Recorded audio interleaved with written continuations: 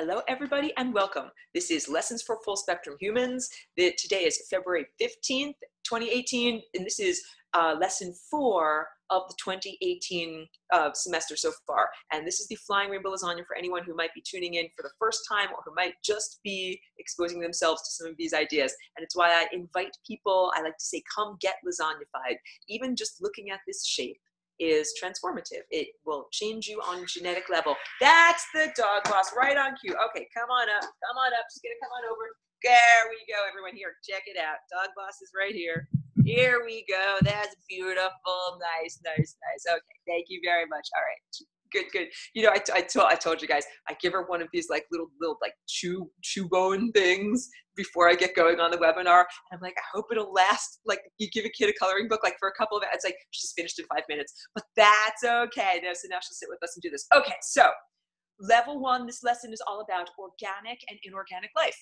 And when I recorded the recorded lessons that are, you know, if you're an enrolled student, I encourage everyone to be enrolled. And if you, whatever, there's tuition, there's different ways to pay tuition. If you can't pay tuition, just contact me and I'll give you a tuition.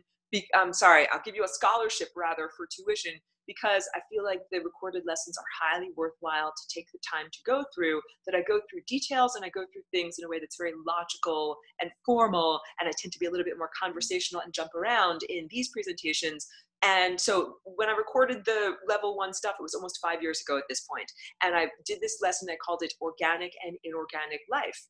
And in subsequent years, the word inorganic has become used in a different way, of people speaking about something that is like artificial intelligence or digital intelligence or something that is a machine-based intelligence. And that was not my intention when I was using that word in that context. So I actually wrote a little paragraph that I included with the in the recorded lessons, but I also just like, I'm very clear in the way that I use words. So I want everyone to understand what I'm talking about now is I'm speaking about your physical self. You have a physical body. We can all agree, like, I've got a body, we can touch it, you know, we can see it on camera, and you all have one too.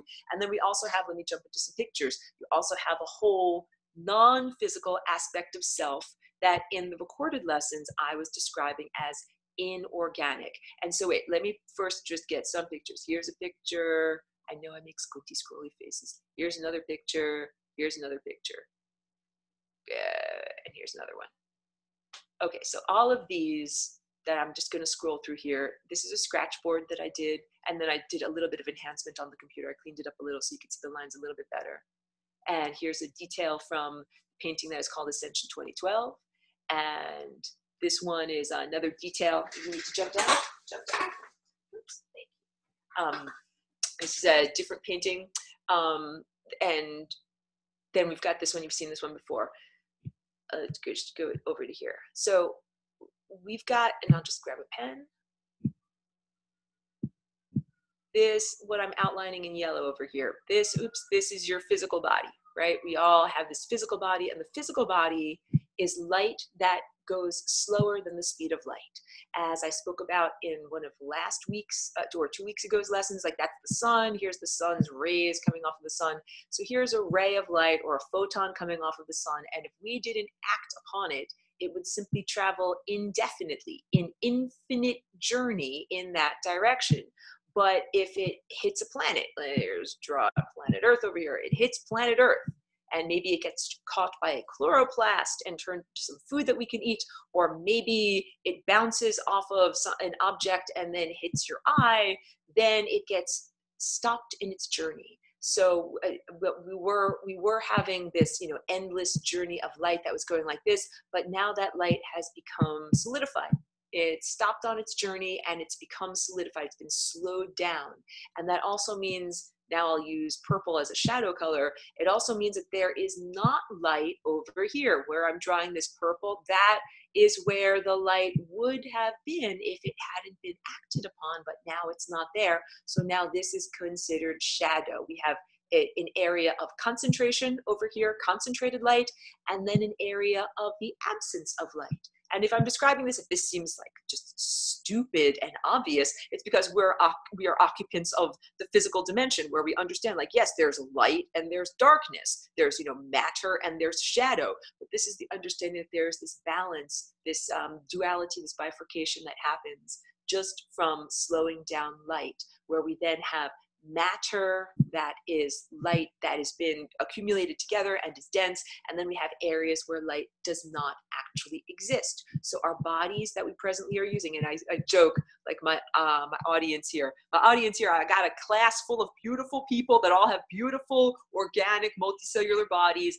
And so, okay, science, we all have bodies that conform to what human earth science in this time and place would define as alive. So, the alive body, it can eat food and metabolize food, and it responds to stimulus, and, it's born, it's not manufactured, and it breathes, like, so these are the definitions of what, so human science right now would recognize our physical structure as being alive.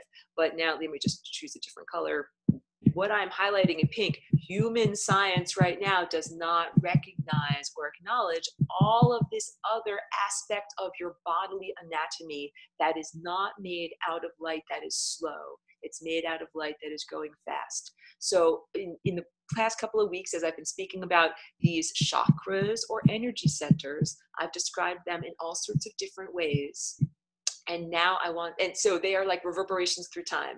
Your physical body is like slowed down light, and it's moving at a particular speed.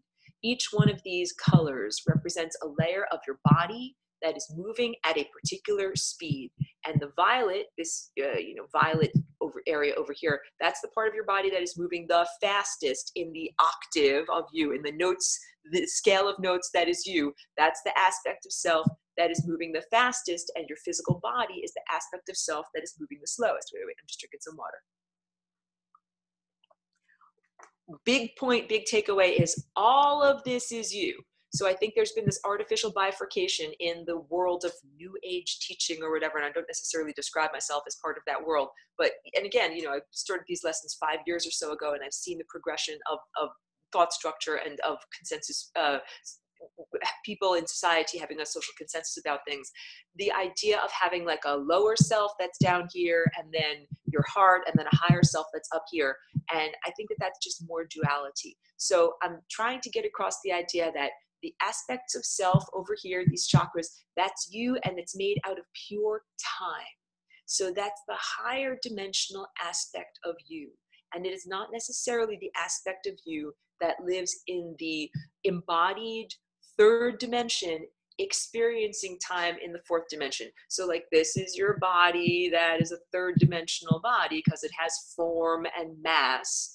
But in order to be moving through time, it means you're on a timeline. Like, here's 101, and here's 102, and here's your body of 102 and 103, et cetera, et cetera, et cetera. You have all these bodies that move through time.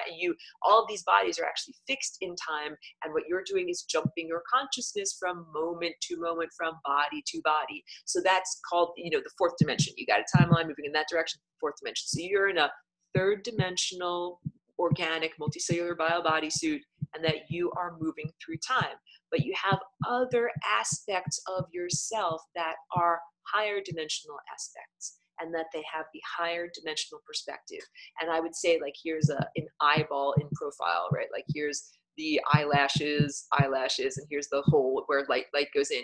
That version of yourself is looking at all of the timelines. Here's a time plane with all of the different possibilities, like a tapestry of many different events. And birth is over here and death is over here. So this would be like the higher dimensional viewpoint of self that is able to look at the entire totality of the time field all at once and see it all at once, and has a higher dimensional viewpoint. So, okay, in the recorded lesson, I'm speaking all about these different aspects of self, and I don't mention enough those pesky occupiers of the interstices. And I'm also speaking about eating thoughts and choosing which thoughts are actually you, or which thoughts you want to ingest. So, okay, This whole apparatus here is like a refinery, just like your physical body is a refinery. You put, look, food goes in here and goes down into your tummy, and then it gets refined, and what comes off of it is caloric energy. Like here's heat and caloric energy and muscle movement, and here's brain energy comes off of there too, and then there's also poop that comes out of there. So it's a refinement. The ore, like the stuff that you don't need, that's like the poop that comes out, and then all of these other higher energy or non-physical emanations or vibrations are what you have refined out of the experience of food. In exactly the same way, you're a refinery for thoughts and for consciousness, because every time, like I drew those stick figures and you're moving through time, what moment, as you are moving through time, you're ingesting thoughts, you're ingesting ideas. Just like imagine you're like Pac-Man. Remember that old game, Pac-Man? And Pac-Man eats the little dots as Pac-Man or Ms. Pac-Man moves through time. We are exactly the same way. Okay, sometimes I have to eat food as I'm moving through time. Sometimes I have to go chomp, chomp, chomp. I'm eating a hamburger or, whatever, I'm drinking a smoothie. But also when we are moving through time, we are ingesting thoughts, like as abstractions, as ideas that, I'll change colors, like imagine these blue dots are like these thoughts that are in existence in the world. And remember, I've spoken about how your inner eye is a perceptive aperture that is like an elephant's trunk. Your attention, you attenuate with your attention. And here's your attention. It's like a tube that sticks out from you. And that tube can eat any of these thoughts. Look, I just ate a thought like Pac-Man. Oh, I just ate another thought like Pac-Man. But maybe those thoughts bring me towards the membrane of death. And if you're new to the class, when I'm talking about the membrane of death, I'm talking about here, what I'm highlighting in blue down here, these membranes that exist at the edges of these vortices, that you're not actually supposed to go up the center of the vortex over here and go directly into those little singularities. You're not supposed to go at an angle and hit those membranes of death, and that those membranes of death are like a world in between worlds, and that they're not supposed to be occupied by consciousness, but they have been occupied by consciousness because of the genetic degradation. So this attenuation, this attention, if I'm going and I'm eating these two thoughts over here and those two thoughts lead me towards death, then those are not thoughts that I wish to eat. And so I would rather go towards this thought and eat this thought instead. And that's how we also can understand that we are a refinery for consciousness. Just like you eat a hamburger and you refine out from the hamburger caloric energy and mental energy, and then poop out the stuff that you don't need, in exactly the same way, you eat thoughts. You eat potentials for consciousness. And then if you're doing it right, you refine it all into higher dimensional energy, like the way we have caloric or thought energy. And then there's, the excess that you don't need, the emotional baggage and things that you don't need that you release. But if you don't do it right, then the thoughts that you eat lead you towards death. So this is the whole idea that this is a refinery of consciousness. So, okay. What is supposed to be going on? First, I'll speak ideally. What is supposed to be going on ideally is a partnership between your physical body that you can't even see that color. Let's choose a different color. Your physical body that I'm highlighting in pink. This is made out of a bunch of cells, and it has to drink water, and it has to breathe, and it has to poop, and it has to do all these things to stay alive. And these other aspects of self that are non-physical, but still have a metabolism and require the correct food in order to stay alive. So even though you have this is still your body over here. Here, let's go to a different picture. About this one over here. Everything around you here that I'm highlighting in blue, this is all your body. This is you. This is not someone else. This is the big takeaway that I'm trying to say. It's not like you are a physical creature like a horse, and then you have some higher dimensional spirit beings that surround and interpenetrate you and like that move your arms and legs like you're some kind of a marionette. That is not what I'm saying. That is not what it's supposed to be. And there's also this, because of the genetic degradation, there's this profound disconnect that a lot of people have with their body, that they think their bodies are ugly, gross, and disgusting and greasy and poopy and farty and a chore to maintain and a chore to have to walk around in. And first of all, the discomfort that comes from being in a body that's not intentional, that's not part of the original plan. And then there's also this sense of unworthiness that's an overlay, like a way of teaching someone. It's like, you know, there's nothing inherently wrong with having a body. Our bodies feel discomfort because we've been degraded.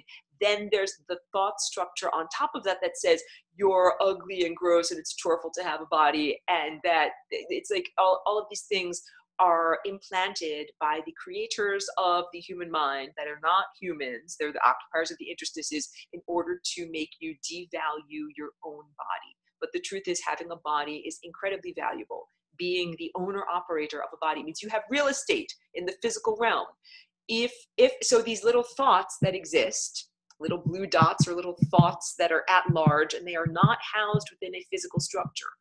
Those thoughts want to get born. Sometimes they want to get born in a physical sense, like, oh, they want to go inside of a person, like gestate in their womb and come out as a, you know, a little tiny, you know, crying, pooping infant. Sometimes it's that literal, but sometimes the thought that wants to get born, maybe it might be an image of a painting. Maybe like let's, you know, just pretend like here's an image of a painting, here's flowers, you know, in a vase. So there you go. It's a little still life over there, very quick still life. That exists as a thought form. And that little thought form flies around and it's like, who is going to paint me? Who can I go? How can I go? So that little thought form has to get into somebody's neurology. It has to go somehow into your fatty idea catcher. It has to go, and it's a fatty idea catcher because you have tons of fat that makes up the coatings of your nerves and a large portion of your brain. So it's like, okay, how can I get inside of a neurology and then have the person with the arms and legs actually paint me as a painting? That this is what the type of partnership with thoughts. But there are errant thoughts, there are intrusive thoughts, there are things that you don't want to manifest. So, you know, we could draw a picture over here, like let's just make a red squiggle, like here's a picture of something horrible happening, like here's blood dripping or whatever. And that's a thought form that is like, okay, I want to somehow force my way into someone's mentality so that they will think of this possibility and actually manifest this possibility with the paintbrush of their mind.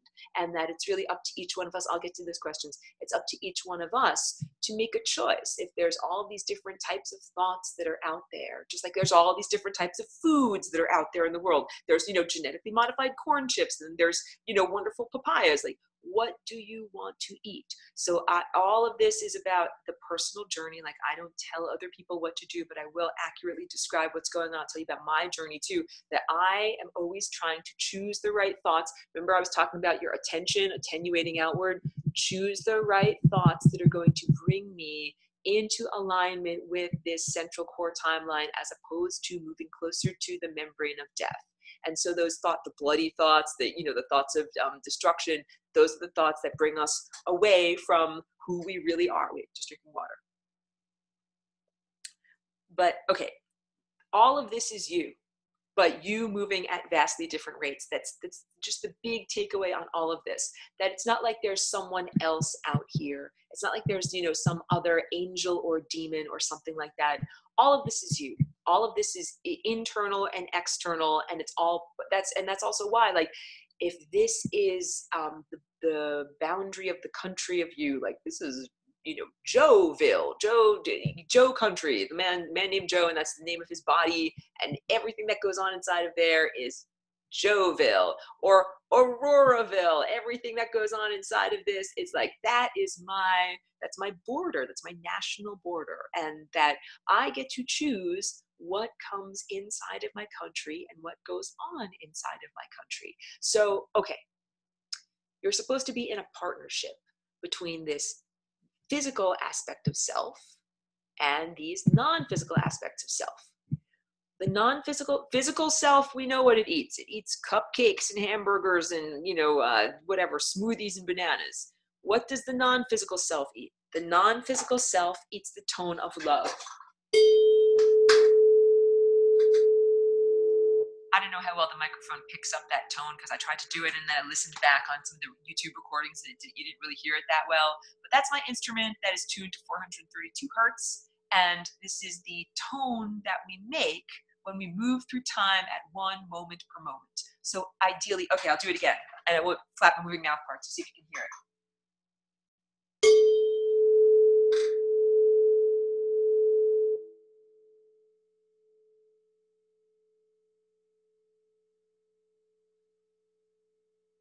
So I hope you could hear that even a little bit. Yeah, that's the whole, so, okay.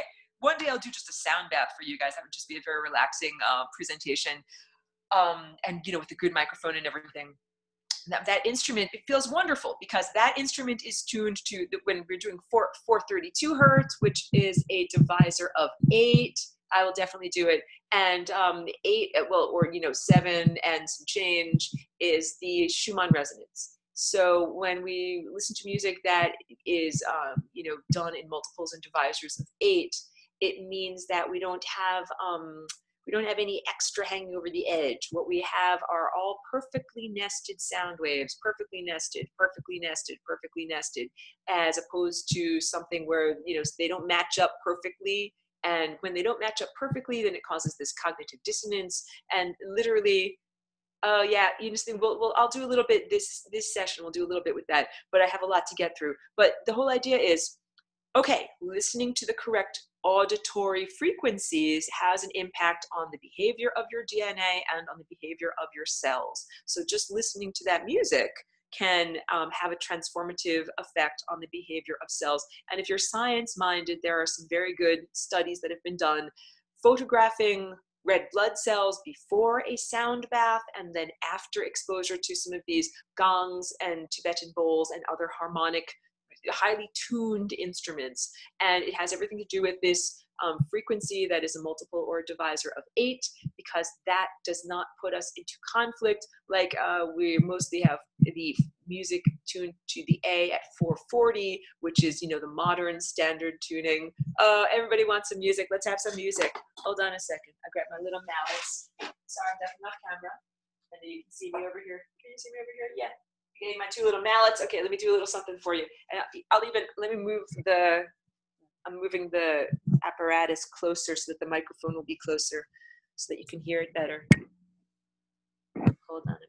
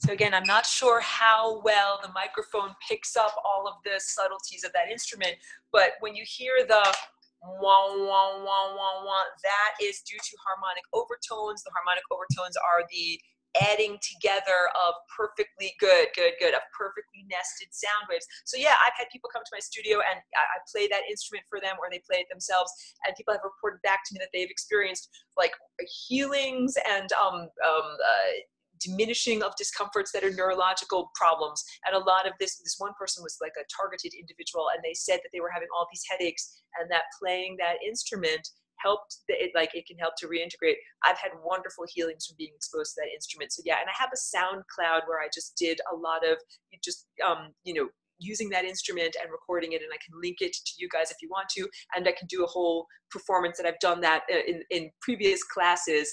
So we'll do that one week. We'll do just a presentation that's all about harmonics, and then just give everybody a sound bath with listening to that. And it's again, our intellect, our conscious daily waking intellect, the yellow level of the solar plexus. Here, come back to my face.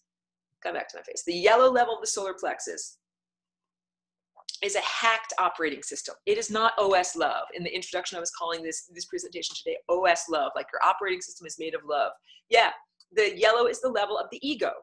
And it is an installed false program that what it does is makes it harder for us to have love come inside of us. It makes it harder for us to receive love.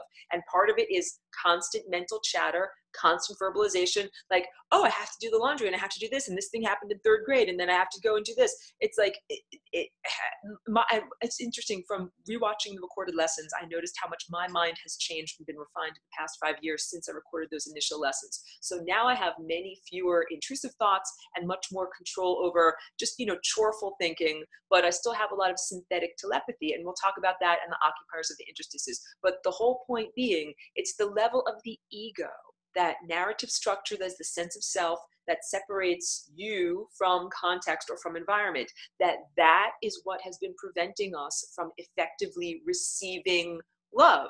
Think about that. Your ego is like a membrane, like a plastic wrap, like your skin, like your epidermis, that separates you from the world. And the world is actually full of love. It's actually full of the most amazing love. I'm going to make music. It's full of love that comes from light. I'm pointing at sunlight in my studio. It comes from other plants and animals. Like my dog gives me tons of love, and I feel love, like I was speaking about when I grow a garden. When I grow my own plants that I then get to eat or ingest, or my own cannabis or whatever, I give them a lot of love, and I thank the plants that are growing for me, and I feel a lot of love coming back to me. And so here in my neighborhood, right across the street, I have some there's rose bushes in my on my neighbor's sidewalk, and also oranges. And I sit here every day and I do the flying rainbow lasagna meditation, and I send out lots and lots of love to those oranges, and then and the roses too. And then I get to go and smell the beautiful aromas of the flowers and eat the oranges. So this is the whole idea in terms of food and ingestion. So this presentation, this level, what this is all about is the idea that our physical body requires food in order to stay alive. That seems like, duh, we all know that that's a no-brainer, even though I had to learn that when I came here, initially in 2001 into this body, because I was trying to eat nothing but pure light. But your non-physical body also has a metabolism. It's a body of pure consciousness that is made of time, and it also needs to eat in order to stay alive. And what we're supposed to be experiencing in this being submerged in time experience is a partnership between these two aspects of self. So I was making it very clear.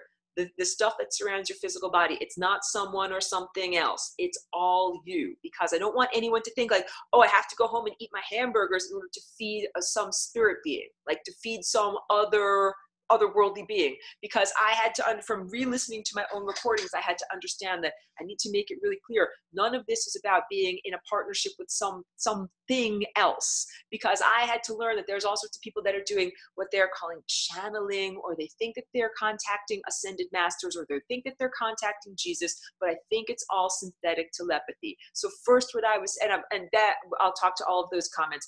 First, what I was going to do is speak about the idealized realm, and then speak about how we're actually experiencing a lot of mental pollution because of synthetic telepathy. So ideally, what we're supposed to be doing is making conscious choices about what we eat with our attention, and as we move through time. And that would be like if we all lived in ancient India and we weren't beset by so much of this stupid freaking technology, it would be a lot easier to reach enlightenment, because all we would have to do is make a decision like, is this thought loving? Is this thought not loving? And it would not be a question of what are the origins of this thought? Where does it come from? What format is it? How is it being beamed into my head? Right now, we have a huge issue, because we are submerged in all of this technology. And I'm not just talking about, I'm pointing at my tablet here. I'm speaking about all of the non-physical broadcasts, all of the electromagnetic fields that are created by, dirty electricity, electrical wires that are not effectively shielded. That's just like static on the line. All of the cell phone broadcasts, all of the Wi-Fi broadcasts, Gwen towers, and now the burgeoning 5G system. Pardon me. All of this is part of synthetic freaking telepathy. So real telepaths, and I say this all the time, guys, I'm not a synthetic telepath. So also, if you're new to whatever, like I'm all natural. I'm all 100% all natural here. I'm a non-terrestrial being, but I didn't come here in like a clank metal spaceship. I came here through the genetic oscillation known as the flying rainbow lasagna. I do not require technology in order to do the things that I do. And I do not require microchips in my head, or like make sure that I have my cell towers are broadcasting so that I can beam my thoughts into other people. The way that I communicate telepathically with other people is by on a bridge of love. Love, that tone, love. This is the tone that you make when you are able to refine the ego or turn off the talking mind. So I was saying that the ego and the speaking mind, that becomes like a membrane that separates us from being able to receive all of the love that is in our environment, that's literally being beamed at us all the time. The sun is beaming love at us, the stars are beaming love at us, all the plants and animals and microbes around us and mineral life of this planet are giving us love. But many, many people cannot feel and effectively ingest that love because of the separating membrane of their ego. And it's not just the sense of self that says, my name is John or my name is Aurora. It's not just that narrative structure. It's also the constant talking, the constant chatter, the constant chorefulness. So the big part of this is reining in your mind and refining your mind, your daily waking conscious intellect, to the point where you can have inner silence, and then you can actually connect with the beautiful trees of the forest and feel the love that they're sending out to you, and you can connect with anyone at any time. That's the whole idea of flying rainbow lasagna. And this is the transformation that we are undergoing, not only being able to connect with other living thought beings that either are corporeal or non-corporeal in this time and place, but also across time, across many different places. So you can talk to microbes and get love from microbes that lived millions of years ago, or that will live in millions of years, or that live on a far distant planet. And it's also, very briefly, that is the interesting stuff that we get to do with our instruments of our bodies. That, oh my goodness, I think that there's this mediocrity that many people are aiming for, of just wanting to get like a free energy device, so that then I'm pointing at my light bulb, we can make the light bulb work for like 3 cents instead of $300. Like, there's way, way, way more interesting things than just figuring out a cheaper way to light my light bulb in my room. But this is what a lot of people are thinking, like, oh, we have to get access to free energy devices. That is like low-level, mediocre, crappy technology. The real technology you don't need money for. It is all done with your body. So as I was saying, genetic degradation, part of the implantation is the sense that you're not good enough, that your body is choreful, that you're unworthy, and that it's not good to have a body, and that you want to get rid of your body or get out of your body. And all these people are like trying to be like, Calgon, take me away, like UFO, take me away, Ascension, take me away. And I'm telling everyone, like, no, Ascension means you transform from a caterpillar that chews up leaves with its mouth parts into a butterfly that flies around through time. Jen is saying we need to tune up. That is exactly right. When you tune up your body becomes more comfortable. It becomes more of a fun, happy, joyful experience to be here, as opposed to, a horrible, rather, terrifying, uncomfortable, death march, like a grim death march through time. Like, that's not what our experience is supposed to be like, but it's been that way because we've had genetic invaders. So ideally, when I was showing these pictures, I was saying that what we're supposed to do is have a partnership. I'm going back to some of those pictures that I had a moment ago. I'm squinting and scrolling. Just grab this really fast.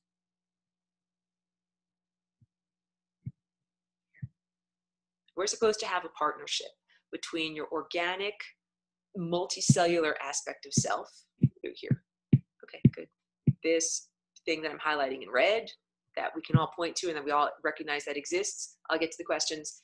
And with this non-physical aspect of self, they're supposed to be acting together. So here's the basic points of it. While you're here submerged in the physical body and you're submerged in time, you're supposed to be eating food. Like, I just had some delicious avocado chocolate pudding that is sweetened with honey and cocoa powder. That feeds my physical body. But it is the experience of eating that chocolate pudding that will be recorded and will feed the non-physical aspects of self over time.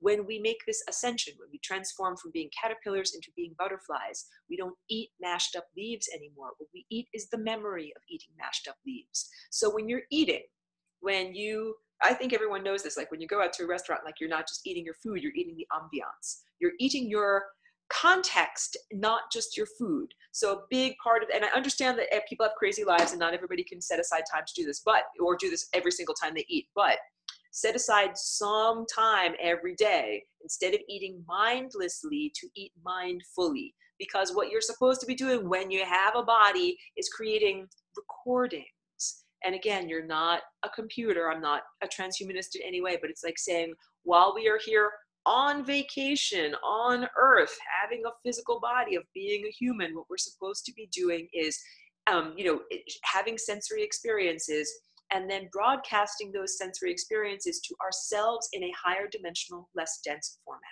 that does not have a physical body. So once again, to clarify, you're not supposed to be saying, oh, ascended master, come live inside of me. Oh, whatever, spirit person, come live inside of me. Spirit person wants me to eat a hamburger so that it can taste what pickles and lettuce and tomato taste like. That's not what you're supposed to be doing, because to me, that is exploitation. Having a physical body is hard.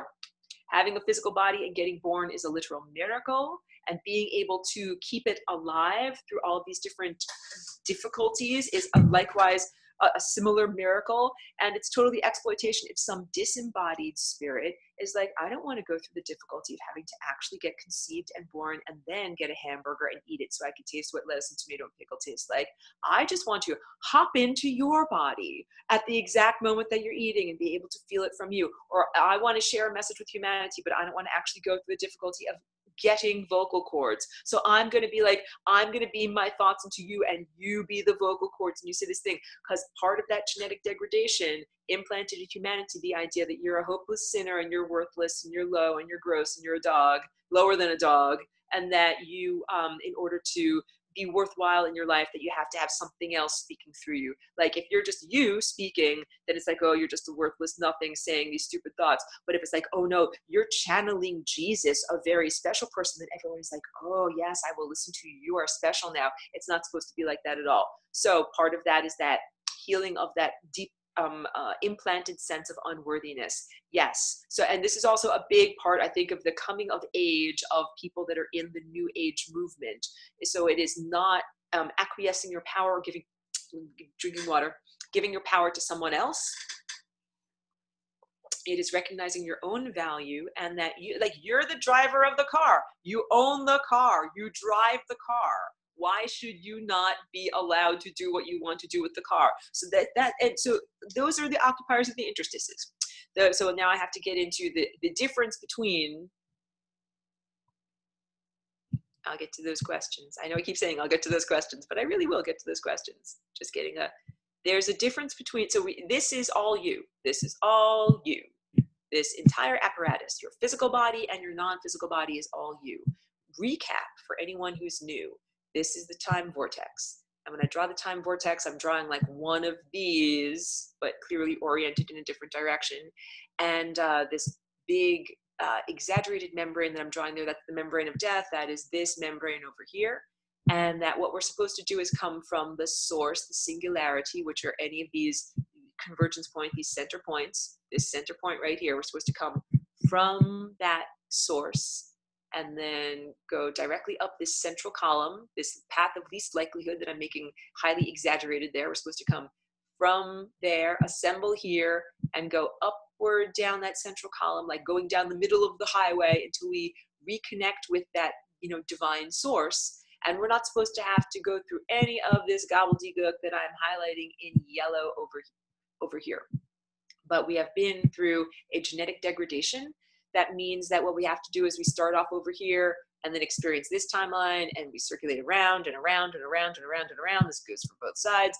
And that we explore all of these different possibilities until we finally get to the central core timeline that leads us out of this level of existence. But exploring those peripheral realities was not part of the original plan, was not part of the original design.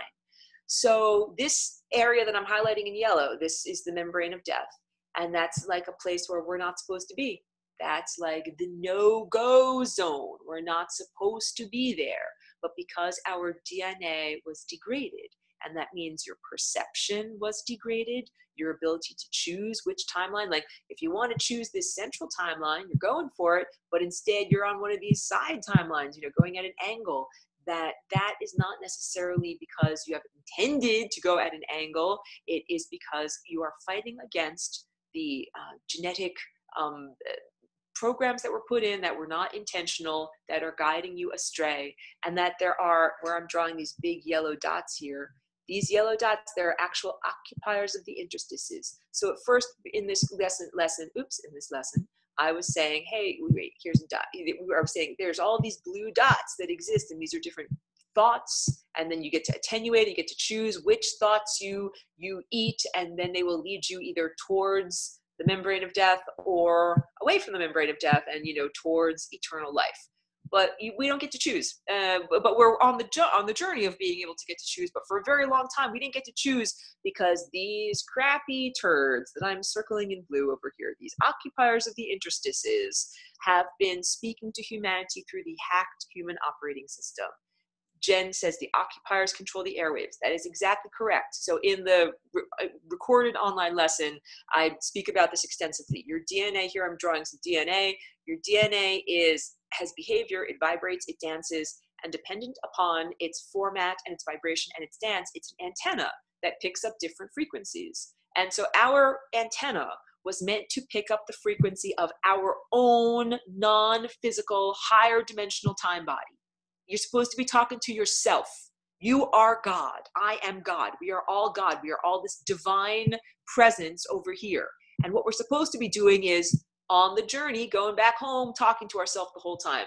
It's you talking, it's God talking to God's self the whole time. That's why it's not supposed to be like, oh, I'm eating my hamburger so that an ascended master can taste what a hamburger tastes like. No, you're supposed to eat a hamburger so that you know what a hamburger tastes like, and so that you have that analog recording of, having an experience of being in a body, not so that something else that doesn't have a body can hop into your body and use it for a little bit of time. So these occupiers of the interstices have been intruding into human thoughts, impeding your trajectory through time, and transforming the behavior of your DNA so that as a transceiver, it picks, as an antenna, it picks up these transmissions that are from, the occupiers of the interstices, and then you talk to the occupiers of the interstices. This is the whole idea. You're not supposed to have any intermediaries. You're supposed to have a direct line between you and God, or between you and the source.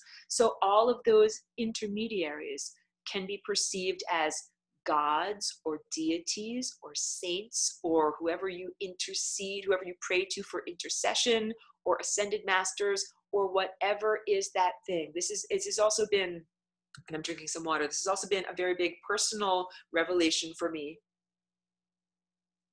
I mean, I'm on a journey of consciousness just like everyone is, and I'm happy to share, that I'm constantly refining my sense of what is truthful. But yes, a long time ago, I used to think like, oh yes, I have these spirit guides, spirit voices, and they're telling me what to do. And at a certain point, I was like, why don't you guys have a body? Why do you want my body? Why do you want to have anything to do with me? Why don't you do your own thing? Real ascended masters are doing their own thing in another dimension. They don't need you to eat hamburgers for them. They don't need you to speak through vocal cords for them in any way. And so, like, these are big things. Like if you're, okay, so synthetic telepathy. I'm jumping around a lot. I don't use synthetic telepathy. I equate that as like not having natural assets. Like if you don't have natural assets, you get plastic surgery to have artificial assets implanted into you. It is, and I'm not talking about someone who's had reconstructive surgery, after they've had a horrible accident or something. It's not like that. It's like people who just recreationally want to have different assets that they were not actually born with. That's synthetic telepathy, and that is going on in our world. That's the occupiers of the interstices. So the occupiers of the interstices, before the invention of anything like a cell phone tower or anything like that, they still were impeding humanity. They still were intrusive thoughts coming into human minds, having an impact on human behavior, and trying to control and manifest artificially into this realm. But so that was like, if you lived thousands of years ago in ancient India, clearly there were not EMF signals from Gwen towers and cell phone towers and, electricity and all of that. But this is what we now face. So it's not merely demonic energy that exists in the human genetic code. And when I used to save this information for lesson 18 of the class, and I wouldn't let any of it come out unless the person was actually enrolled in the class, because I didn't want people to be I didn't want people to jump to conclusions and fly off the handle and think like, there's demons inside, and try to claw off their own faces because they have demons inside of you. But the demons live, they occupy on the interstices, and they live in the human genetic code. And this is a very sad story. I mean, this is, I joke, I'm lighthearted and I make beautiful rainbow artwork and I use funny words in order to talk about all of this, but it's a very dark story. The idea that this planet was invaded as part of a serial invasion of many different planets in many different places and horribly mind raped, and that the occupants of this planet went from being, divine light eaters that had no need for an intermediary between themselves as a physical being and the light that we emanate from, into being at the lowest level of consciousness that's possible to be in without being dead. And that the rapists themselves set themselves up in a huge Stockholm syndrome as our gods, as humanity's gods. So the rapists set themselves up as the God of the Bible, as Jehovah, as the Roman Jesus. So people think when they're talking to these occupiers of the interstices that they're talking to God, the divine. But they're talking to lower level sub-deities that came here thousands of years ago, changed your genetic code, and made you think that they were the divine, but they're not the divine. They're not even loving parental structures. Like, it's like, when you have a little baby and your baby looks at you and is like, Mommy, Daddy, you're God. And if you're a responsible parent, you're like, no, child, like, I'm just your parent. I'm not God. God is something much, much larger. This is a totally irresponsible parent. It's like, you think I'm God? Yes, I'm God. Listen to me and give me all of your money. Like, it's the worst type of God. So, and when I say this to people, when I give people my impression of religion and of, earthly religion right now, a lot of people who have a faith, they think like, oh, Aurora's the devil. Aurora is leading me away from God, and clearly she doesn't want me to go to heaven. And that's not truthful. What I believe and what I share with other people is the idea that each one of us is divine. Each one of us has that divine connection within us, and that it is our birthright to be divine, and that we don't need to have any type of intermediary between ourselves and that source of consciousness or source of life force. So you don't need to pray to a saint and say, oh saint, please tell God that I need this, or even praying to God and saying, oh God, please God, I need this. What you're really doing is speaking to an aspect of your own self. So you're supposed to be eating those hamburgers for yourself, for your own body in this time and place, but also remembering the experience of it for the time when you no longer have a physical body. I'm going to get to all of these comments. Let me just give you one more example and then I'll go to comments. So I have lovely friends back in Woodstock, and they're definitely foodies, and they would always have a yearly, New Year's Eve holiday type party, and potluck with lots of great stuff. And one year I went and they made this wonderful fried chicken. I'm not a vegetarian, I'm not a vegan, I'm not trying to offend anyone, but yeah, they made, and I usually eat really healthy stuff like grilled chicken or whatever. So they made this wonderful fried chicken that had been soaked in buttermilk and fried in lard. And I was like, I'm going to not only eat this chicken, I'm going to saturate myself with it and remember every bit of it. So when I say when you're in the restaurant, you're not just eating the food, you're eating the ambiance. I created like a mental recording, a body recording of what their kitchen was like, because it was a beautiful, lovely, like they had the fire going, the place was decorated, we were like surrounded by friends in a lovely warm kitchen. And I like remember what the textures are like I can still vividly recall all of that. And something, here's the point: when you do this eating, when you do this mindful eating, you're not supposed to be watching TV or looking at the computer or doing anything other than focusing on the sensations of being in your body. And then when you are no longer in your body, then you can still draw upon those memories, those recordings of those sensations. And then that is what the food of higher dimensional reality is like. So higher dimensional reality food is like a thought form. Just like I understand, if I pick an orange off the tree, that's a thought form off of the tree. The tree was in partnership with the sun for an entire year to make that thought form, and then I'm eating that thought form.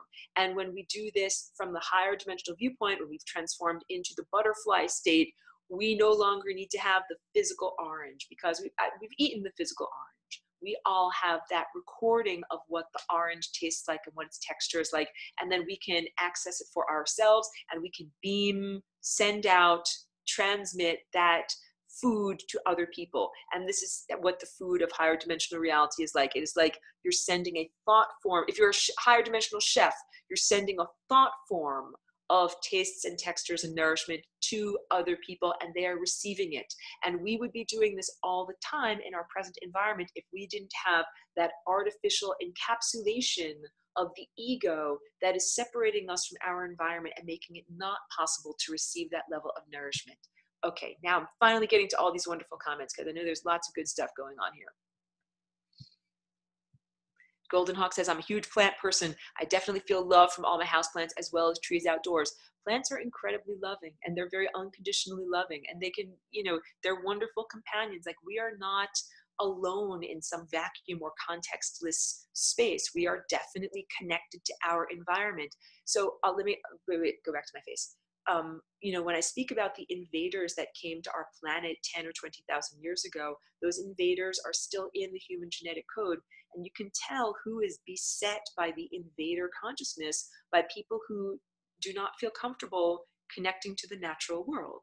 Like people who are more comfortable in a climate controlled office, wearing artificial like polyester clothing and not being in control, not being in alignment with their body processes. Like, you know, people who go to regular cubicle jobs and you're not allowed to just eat and poop whenever you want to. Like, I'm not talking about people that are self-cultivators or yoga enthusiasts or athletes. I'm talking about people that are like, now it is my coffee break and I get to drink coffee and eat you know, sugary treats. Like, we're talking about people who like to eat processed foods that don't look anything like their natural format. That is the invader that came to this place that does not feel comfortable with the natural world, and that we reclaim that aspect of ourself when we reclaim our connection to the world and to the planet that supports us. Okay, wait. Ariel says, all the trees and tree spirits around here are my friends, so much love. I also have a lot of connections to trees. And when I lived up in Humboldt County, there were beautiful redwood trees that were all around my house. And they have such a strong thought presence. They have such a strong consciousness. They are so incredibly loving. And once you get tuned in with them, you don't have to physically be there anymore. You can still, it's like Bluetooth. You can long distance talk to those trees, and the trees on our entire planet are all one giant network of connectivity, just like the internet. They don't just talk about what's happening in their neck of the woods. They connect with everything that's happening throughout the entire planet. They're incredibly complex and beautifully valuable consciousnesses. So Jen is saying, full of occupiers too. It's so hard to figure out how to know how to receive others' energy. How do we process the negative? Okay, so this is a really good question. How do we process other people's negativity? Because it is very truthful that some people are conduits for the occupiers of the interstices. It's like, if you, let's say you don't have a hacked operating system, you have done virus cleaning of your hard drive, so you know it's only you and God speaking through you and to you. But let's say that guy down the street, his genetic antenna is still tuned in on the occupiers of the interstices. So their thoughts go into him, and their thoughts affect his thoughts, and their thoughts affect his behavior. And he can even like give you dirty looks while you're walking down the street, or, you know, shout at you this, or like, you're a jerk, I hate you. And that's you still being in interaction with those occupiers of the interstices through the intermediary of that guy that's got, you know, the physicality. So, you know, my best answer is right now, to only play music with other good musicians. Like, I don't spend any amount of time with people that are conduits for the dark beings that occupy the interstices. I spend as little amount of time as possible interacting with them. And a couple of times I've had an experience like in a retail store, like I'm the person that works at the cash register is you know, one of these infested, I'm moving my light here. This one, just a very quick anecdote. I bought this thing, this was when I lived back in Humboldt, and like the girl had a neck tattoo and she was giving me dirty looks, and I'm like, I'm just buying this thing at the store. But that's the only, like, those are the only reasons that I would interact with someone that has that level of demonic infestation in their body. Like, I wouldn't talk with them. I wouldn't be friends with them. I wouldn't do anything, but like, if I had to, I would buy something from them in a retail store because they're the person that works at the cash register. But I would say avoid as much as you possibly can interacting with those people because they're not good musicians. Okay. Wait. Okay, so Beth is asking, if we all tune up, will things just get better? The answer is yes. So The right now explanation is, you know, you've got these bad musicians, we've got people with neck tattoos that give you dirty looks when you're just trying to buy something in their store, but they're still around. They're still doing their thing. They need to be in their own world, like, and we can have a bifurcated world, or like a stratified world is the best way I can say it. Like, there are people that are not good musicians. They're never going to be good musicians. Let them go play in a crappy band somewhere else that's in a soundproof room that none of us ever hear, right? And then we, the good musicians, can actually interact with each other. What ends up happening, because right now we're still in that one room schoolhouse, what ends up happening is, and this is going on right now, the planet herself is increasing her vibration so much that, just like with our cells of our body, if you have diseased pathogenic cells, just need to move this up a little bit. If you have diseased pathogenic cells in your body, but you are raising your body to higher vibration, less dense levels, at a certain point, those pathogenic cells cannot remain in your body because you're tuning up too much. And that's what's happening with our planet. We are getting to the point with the collective of life on this planet that if you are not tuning up with the rest of the planet, you can't be here. So what is happening with a lot of the neck tattoo, dirty look people that are infested with demons, and a lot of times the demons manifest as self-destructive behavior, drug addiction, choosing bad partners and relationships, you know, any of these things like that. Those people begin to make choices that are such poor choices that they can no longer be supported in the physical manifested world, and they hit the brick wall of death. And none of this is supposed to be like, oh, like, get a guillotine. No one deserves to be, they don't deserve to be here. You don't have to kill them. What ends up happening is, everybody gets what they deserve. And when I say that, I'm not talking about some kind of biblical literalist thing like, oh, you deserve this, you deserve to burn in hell, or like, it's not some kind of a judgment of people that are in substance abuse. Substance abuse or addiction is self-destruction. It's like saying you don't want to be here, but if the entire planet is tuning up, all the cells on my body are going towards health and vitality, it's not possible. I can't have one cell in my body that's like, oh, I really want to smoke a lot of tobacco and shoot a lot of heroin. Like, that person cannot be in my world, because I'm a part of the world that says, oh, I want to drink good fruit juice and go for a long hike. Like, these are different realities. So our planet wants to create a structure where we have healthy bodies and equity in terms of the economy, like we have an abundance of resources, and does not want to have this world of self-destruction. But our planet is not self-destructive. If you are a self-destructive inhabitant of this planet, then you can't be here on the planet while the planet is busy going on like a improvement of health experience. You either have to improve your health and vitality, or you can't be here anymore. Occupiers of the interstices and synthetic beings are using artificial means in order to try to keep themselves alive here. At a certain point, it all tanks. Like, you can't go any further. It's fake. It's like plastic surgery. It's like fake stuff that at a certain point your face melts. You can't do it anymore. It doesn't work anymore. So this is what we're starting to see in terms of beings who use some sort of artificial augmentation to continue their consciousness moving through time on this planet.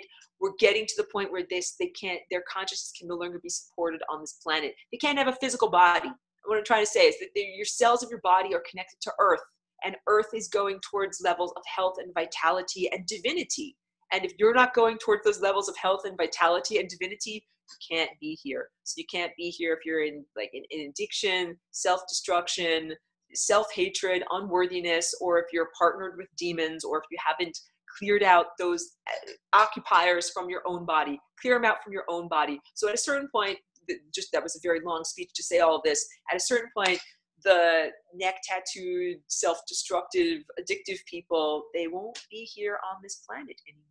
And the people that are on this planet will be the people that all value having a life and value having a physical body and are moving towards levels of health and vitality. But we're still in the one-room schoolhouse, so don't interact with those people. Avoid them. They're not, and you also don't try to convert them. Don't be like, hey, you should stop smoking that self-destructive stuff and get on a health kick and drink some smoothies instead. Don't try to strong arm anyone into an awakening. Don't try to force it to happen for them. You can't. It's like you can't make a plant grow any faster than it grows. You can't make a person awaken any faster than they awaken. But your personal comfort and your personal vitality is not dependent upon them having their awakening. You get to do your own awakening at your own pace with good musicians in the place where you choose to be. Okay, wait. Okay, all right.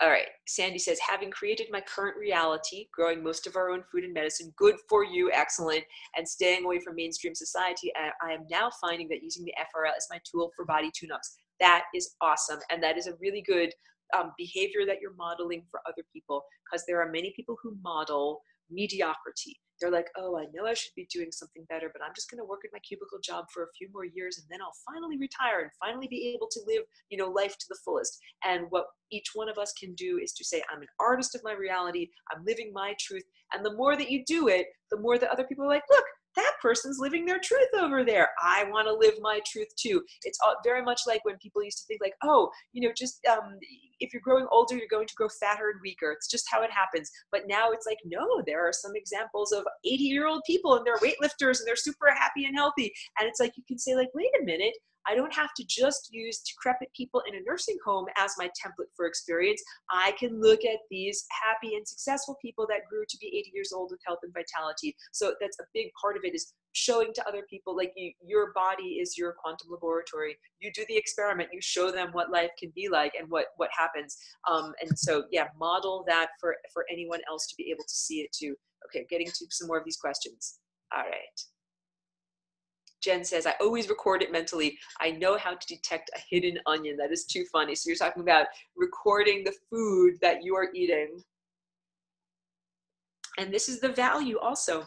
Like if an animal or a plant gave its life to each one of us so that we could be alive in the world, the best way to honor it, like I thank the plants and animals that become a part of my cellular structure while I'm eating my food. You can talk to their genes. You're eating DNA and you're an antenna and they're a broadcaster and you're a receiver. You can talk to your food with your tongue, with your mouth, and you can say, thank you. Thank you very much for coming inside of me. Thank you for giving me your life. Thank you for becoming a part of my life. And the best way to thank them is to remember the experience, because how, like, it's so disposable to think, oh, like you lived this whole life as a plant or an animal and then somebody ate you unconsciously while they were watching TV and they didn't even really taste you and they didn't even really care about you. They just kind of like ate you and then threw away the bone. It's like, that is so disrespectful. And that real respect is being like, wow, I really taste these textures. Wow, I really appreciate this animal that is coming inside of me, or this plant that is coming inside of me. Beth is saying, I'm eating these thoughts, Aurora. Guess what? She's joking when she says this, but it's really the truth. We don't just eat physical stuff. We eat thought forms. And the thoughts that I'm sharing with everyone in this presentation, this is food. I joke about lasagna. This is lasagna. And we are eating, this is, it's why I use these food metaphors. It really is a food for higher dimensional self. So Jen is also saying the occupiers control the airwaves. Yes, this is absolutely truthful. Like, I won't sugarcoat it for anyone. And at this point, everyone in this class is, super advanced and able. Thank you. Jen loves my cooking. Thank you very much. We have the emotional fortitude to recognize the truth of reality, that yes, we are in a very difficult position. It's like when you understand that there's burglars that broke into your house and they've been holding your family hostage and they've got a gun pointed at your head. You're in a difficult situation. This is very much what humanity is facing right now. We have literal burglars that jumped into our genetic code, that have taken over our planet. They've been here for 5, 10, 15,000 years. And right now they overtly are running government, religion, banking, and technology. And the whole point that I'm making with this is what was going on in terms of, like thousands of years ago, personal consciousness refinement, and how it was easier to determine the difference between a loving thought and an intrusive thought, or an unloving thought, or what would take you towards divinity or away from divinity. But now it's that much more difficult because we have all of these stupid freaking phones and all of the stupid broadcasts that come from those phones. And so in my own mental refinement, I've experienced I no longer have difficulty telling between, what's a thought that's loving that brings me towards divinity and what brings me away from divinity. But the challenge has been constant intrusions by synthetic telepaths that have microchips implanted in their brain or magic helmets or whatever they're using to artificially amplify their own thought structure so that I can hear it. Because I'm a natural telepath, so I can hear people that are naturally telepathic and people that are not naturally telepathic. It's like being able to hear amplified music. The people that have the amplifiers are the worst musicians, and that is, we are in a very, very difficult position with that. So, and I will never tell you all of the excruciating difficulties without giving you the solution. The solution is flying rainbow lasagna. So what I do with the synthetic telepathy that gets beamed towards me, and they target me a lot, believe me, is I set up a Jimi Hendrix feedback loop between, I'll draw it out for you. So feedback in a regular music, if we have like, here is the microphone, right? Here is the guitar. That's a terrible guitar, but you can see that there's strings on it. And then here's the amp. You have three things. And what ends up happening is the guitar goes into the amp goes into the microphone goes back into the amp, and you create this feedback loop that gets louder and louder and louder and makes a horrible piercing sound. And if you do it enough, it blows out the circuit here, or it blows out the microphone here, so that the music doesn't actually work anymore. The sensitive equipment doesn't actually work anymore. When you have synthetic telepathy, you've got here person number one, and let's make person number two a different color over here, person number two. And let's say natural telepathy is green waves, and unnatural telepathy is, here, red waves. And so this guy is sending out red waves to this guy that's got green waves. And the guy that's got green waves is sending out natural telepathy. But the guy that's got unnatural telepathy also can receive natural telepathy. We've got three things. We've got, I'm not drawing it very well. This guy's got natural telepathy. This guy's got natural telepathy. And this guy's also got synthetic telepathy. He's got two forms of telepathy inside of him. So in this guy over here, green telepathy is what affects his cellular body. I should be using green here. That's what the natural, speaks to the natural cells of the body, speaks to the planet. That's what we're supposed to be speaking on this green natural telepathy. But that guy also is experiencing this microchip implanted in his brain that is sending out these red waves that's going over to this guy. So what you can do is you can set up this feedback loop that sends, if he sends out red waves over to you, that's fine, dude, man. Send out green waves over to him. And what ends up happening is there's this little difference between these two waves, just like you have a little difference between your right eye and your left eye. And if you keep on exacerbating this circuit, just like with the Jimi Hendrix piercing feedback, you can make piercing feedback that destroys the, oh, we're not on level 2. I'll get up to level 2. Oh, okay, wait. I'm finished. Blah, blah. I'm finishing up this. It's still level 1, and we'll get on to level 2. But I wanted to give people effective tools for fighting synthetic telepathy. You keep on sending back that signal that they sent to you through synthetic telepathy, through your natural telepathy. And you keep, it basically destabilizes it, because a little tiny difference then gets made to a bigger difference, bigger, and it's like a washing machine that is imbalanced. It starts to go ka-chunka, chunka, chunka, chunka, chunka, chunka, and then boom, the whole thing blows apart. So there are always ways to supersede what is being done. Let me get to the rest of these questions. I know this is turning into a very long recording, but wait. This is good. And I like what you said over here, Jen. She says, my dad used to tell me God was infinity. I think that's an excellent interpretation of what God is. Okay, Brandon asks, are all occupiers literally demons? Yes, the answer is yes. So even though I've given the example of some supernatural residues, like the lady from the 1600s that lived in my friend's apartment that would just pick up a casserole tray and walk to the sideboard, like that is a supernatural residue that is of a woman who is, long dead, and she is unconscious that she is dead, and she keeps on moving through the same motions. Now, it's not necessarily the same as intentionally beaming something into someone's mind and trying to control them or control their behavior, but she is a food for them. This is the whole point. Demons who occupy the interstices do not have a mouth with which to eat love. They don't run operating system love. They're like the ancient Egyptians, those who did not die well. In ancient Egypt, when they started this whole resurrection, technology-based religion, funerary tradition, they said, if you don't go through these specific rituals and if you don't have the right magical tools done in order to open your mouth in the next world, you will be a person with no mouth. Won't be able to eat the food of the next world. That is the whole point of what those beings are. They are dead beings. They can't eat pure love. They didn't make recordings of themselves eating hamburgers so that when they have no face and no mouth, that they can actually have thought forms to eat. They can't eat that type of food. So what they do is they torture the living.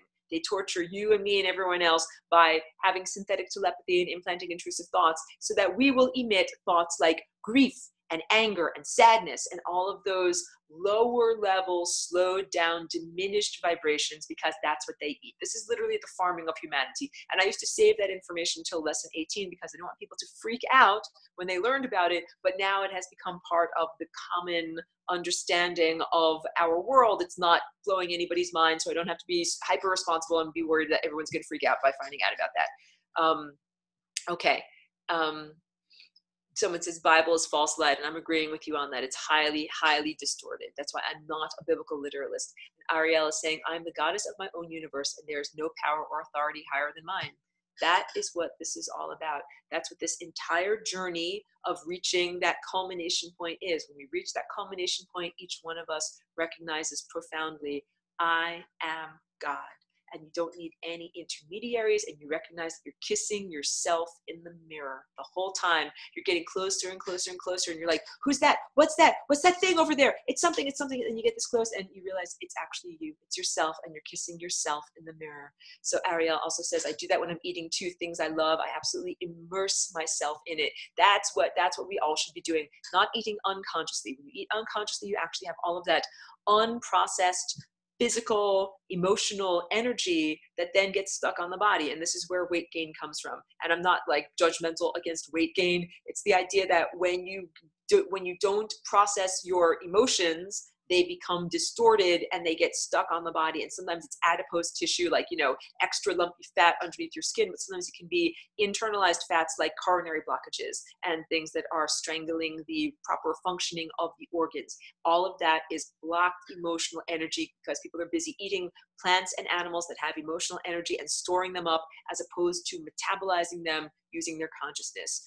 Ariel also says, astral food tastes absolutely perfect, like at the moment of its highest freshness and goodness. It's awesome. That's exactly what it is. It's food of the imagination, but people in this world think imagination is not real, but imagination is very real. This is not like having an imaginary tea party that's not satisfying and feels empty. It's like having the most incredibly satisfying real meal that bypasses the physical structures. So Beth has a question. So many gurus saying basically we got to figure all these lessons for ourselves. I'm sick of people saying we got to flap in the wind with no teachers. What do you say? No, I don't think that you have to have no teachers at all. I think that it's just like becoming an artist or a musician. So, I have undergone formalized art training, and the best type of art teachers will never pick up your pencil or your painting and paint on your painting. Those are the worst type of teachers. If you're ever in a drawing class and there's like, oh no, that's not how you draw a nose, and they pick up your pencil and they go and draw. It's like that's my painting. I'm supposed to draw the nose on there. Those are the worst type of teachers. So that's why I try not to be that type of teacher. I'm the type of teacher that says, hey, this is a tool. This is a paintbrush. This is a pencil. This is how it works. This is how I use it. I'll be an example for you. This is how I make my painting. This is how I draw a nose. But you are going to have to figure out your own way to draw a nose. And I'm not being coy when I do this. The reason why I'm doing this is because everybody has their own individuated genetic code. Everybody has their own unique set of circumstances that they are working with. My exact template, my exact dance steps cannot translate into your world. You've got your own DNA. You've got your own unique fingerprint. You've got your own unique mental and physical structure that you need to raise up and refine into perfection. So I don't tell other people what to eat. My diet is not a normal diet at all because I use tons of energy in doing the flying Roomba lasagna dance. I eat very highly caloric, high fat diet. And so I don't pretend that it's for everyone in the entire world.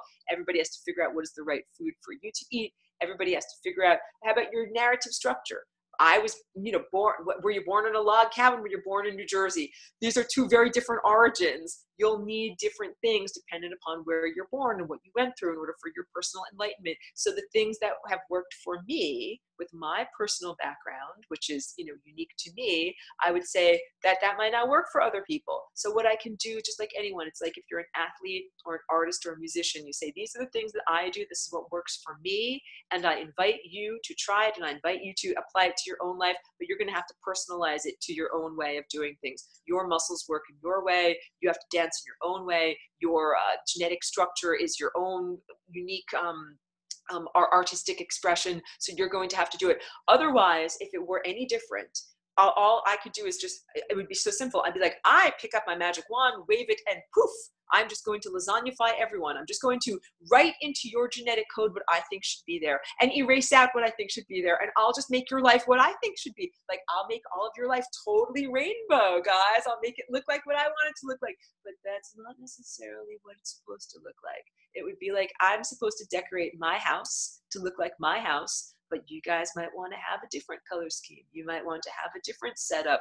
I can't simply impose all of my own aesthetics and tastes and desires upon everyone here. And also that would end up being very boring and very monotone, that it's got to be each person expressing their own individuality. But I like what Jen is saying. Wait, let me get to this. You're saying, Beth is saying, yes, I definitely agree. I want to connect with me, but I love learning in resonance with others. That's what it is. You don't just have to play your own music on your own without connecting to other musicians, and you have to keep your own beat. You have to play your own notes and your own melody that is right inside.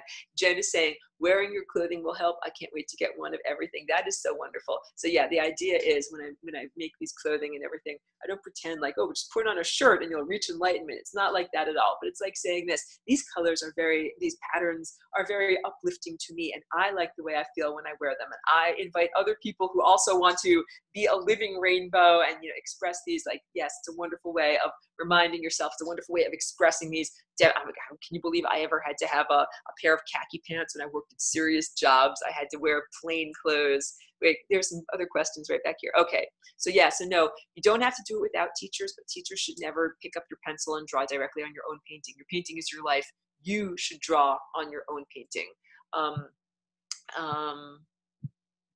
Yeah, that's Golden Hawk is saying that she's done that. Talk to the spirits while I'm ingesting them. You're eating DNA. And this is also why genetically modified organisms are not optimal food, because they're like mistuned instruments, and you're trying to tune your instrument and you're eating a bunch of violins that are not properly tuned.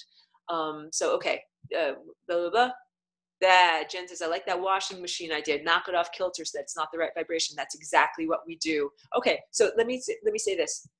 I'm wrapping up level 1. I'm going on to level 2 because I know that this has become a very long recording, but thank you so much for everyone who has watched and participated and given excellent, insightful comments, because I appreciate that very much. So let me just stop level 1 and then we'll go on to level 2. Thank you so much.